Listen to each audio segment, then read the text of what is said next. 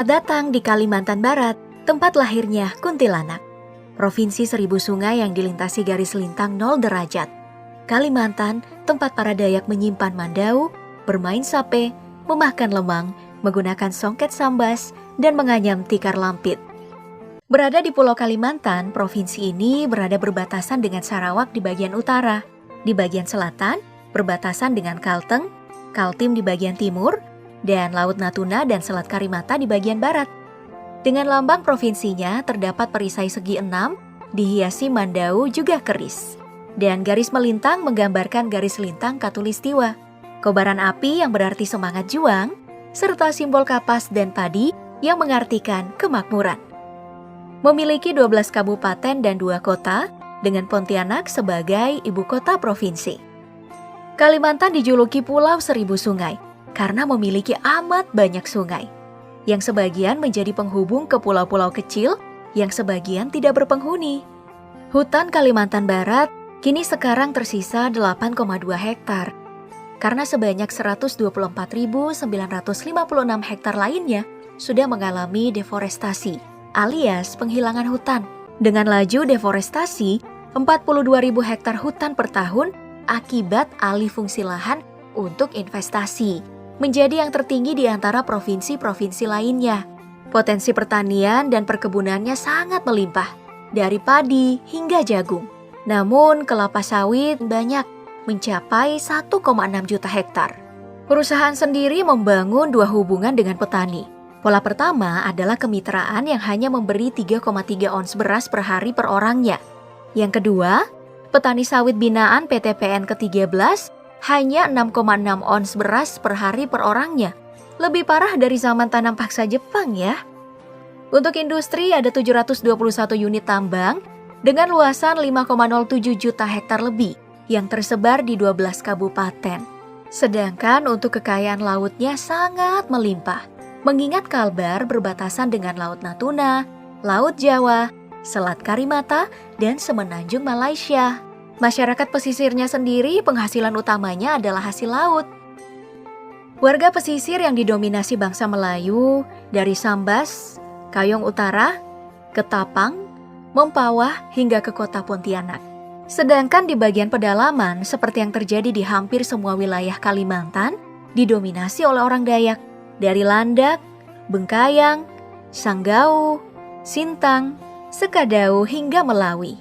Selebihnya adalah pendatang dari Jawa, Tionghoa, Sumatera, dan Sulawesi.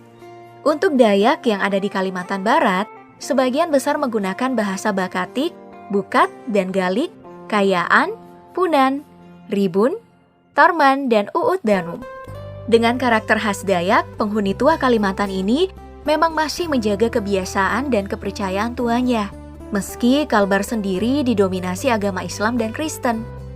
Orang Dayak Kalbar dikenal dengan mandaunya, senjata sejenis parang atau golok yang dipercayai memiliki kekuatan magis.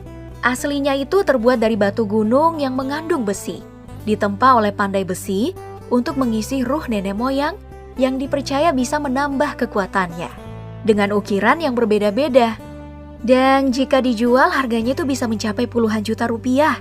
Dan untuk memilikinya, kamu akan diberikan peyang, ilmu perang warisan leluhur yang membuatmu kebal terhadap senjata apapun. Pedang untuk Dayak sampai segitu sakralnya, sampai-sampai diabadikan dalam sebuah tarian, disebut tari perang atau ajat pedang, menceritakan persiapan membela diri bagi seorang pemuda yang akan turun melakukan ekspedisi yang disebut ekspedisi mengayau. Di masa lalu, tarian ini akan dimulai dengan ritual memuja pedang, dengan iringan musik Tebah Unop. Tidak hanya menyerang, Dayak juga punya ritual pengobatan nih. Dilakukan oleh dukun yang akan melakukan jampi-jampi sembari melakukan tarian penyembuhan yang disebut tari monong atau manang atau baliatan. Iring-iringan musik Dayak biasanya dengan menggunakan kolatung dan tawak.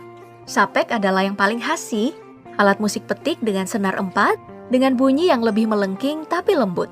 Sedangkan untuk tenunan, di Kalbar kita mengenal songket sambas, kain dengan corak atau motif yang berbentuk serupa segitiga. Sepertinya orang Kalbar pada pandai menganyam ya, Karena mereka juga membuat tikar yang khas yang telah digunakan hampir semua orang. Disebut tikar lampit terbuat dari rotan. Dan jika kamu lapar, kamu bisa mencoba lemang khas Kalbar. Penganan dari beras ketan yang digulung dengan selembar daun pisang lalu dimasukkan dalam seruas bambu. Wah, bakal lumayan kenyang tuh. Cukup untuk bisa buat berjalan-jalan ke tempat wisatanya. Pertama, kamu bisa mengunjungi Tanjung Bajau, wisata pantai yang ada di Singkawang. Iya, kota Singkawang adalah kota di Kalbar yang dijuluki kota wisata. Karena dipenuhi dengan spot-spot cantik melepas lelah. Kota ini juga dikenal sebagai kota 1000 kelenteng berkat populasi etnis Tionghoa yang mencapai 42%. Dan keberadaan kelenteng sebagai tempat ibadah umat Konghucu yang bertebaran di seantero kota. Tak heran, bila Singkawang juga sering disebut sebagai Hongkongnya Borneo. Nah, bila kamu udah puas keliling kota Singkawang nih, coba lepaskan penat di Pasir Panjang Singkawang, pantai indah yang banyak menarik wisatawan luar negeri. Atau kamu ingin menikmati suasana di Tugu Katulistiwa, berada di Pontianak Utara, yang sejarahnya bisa kamu baca di catatan yang terdapat di dalam gedung Tugu. Tugu Katulistiwa ini berada pada 0 derajat, 0 menit, 3,8 detik lintang utara, dan 109 derajat, 19 menit, 19,9 detik bujur timur.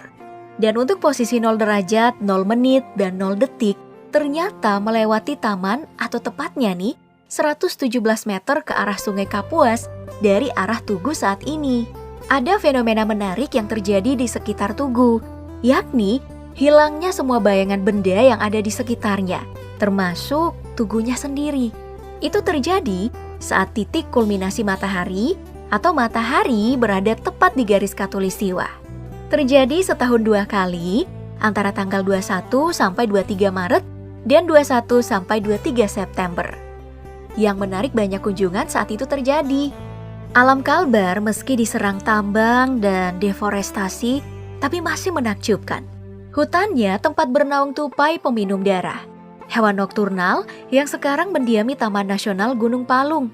Dan ya, seperti namanya, konon katanya tupai ini memburu mangsa untuk diminum darahnya sampai mati lemas. Tapi belum ada saksi mata, dan para peneliti masih memeriksanya. Julukan itu mungkin diberikan setelah melihat 2 gigi memanjang di atas dan di bawahnya itu seperti taring dengan ujung seperti gergaji. Ada juga nih, katak kepala pipih Kalimantan yang di kajian zoologi dikenal sebagai Barborula kalimantanensis. Ini adalah katak langka yang diketahui menjadi katak yang satu-satunya di dunia yang tidak memiliki paru-paru. Endemik Nangapinoh ini dinyatakan terancam punah karena habitatnya dirusak oleh penambangan emas. Satu lagi hewan yang dijadikan maskot Kalbar, yakni rangkong gading atau Rhinoplax vigil, burung besar yang menjadi simbol kedewataan di Kalbar, namun terancam punah hingga harus dilindungi undang-undang. Yang khas dari rangkong ini selain jambul kuningnya adalah bunyi kepakan sayapnya dan suaranya yang disebut calling. Suara yang mirip orang tertawa terbahak-bahak dan bisa terdengar sampai radius 3 km. Wow! Tapi ada juga nih tanaman endemik Kalbar yang menjadi maskot kedua, yakni tengkawang, buah dari tumbuhan meranti merah yang bijinya diolah untuk menghasilkan minyak nabati yang memiliki nilai ekonomis yang tinggi. Kemungkinan besar bisa menjadi alternatif pengganti minyak sawit. Kita kemana lagi nih nantinya? Tunggu saja video perjalanan selanjutnya. Sampai jumpa lagi dan terima kasih.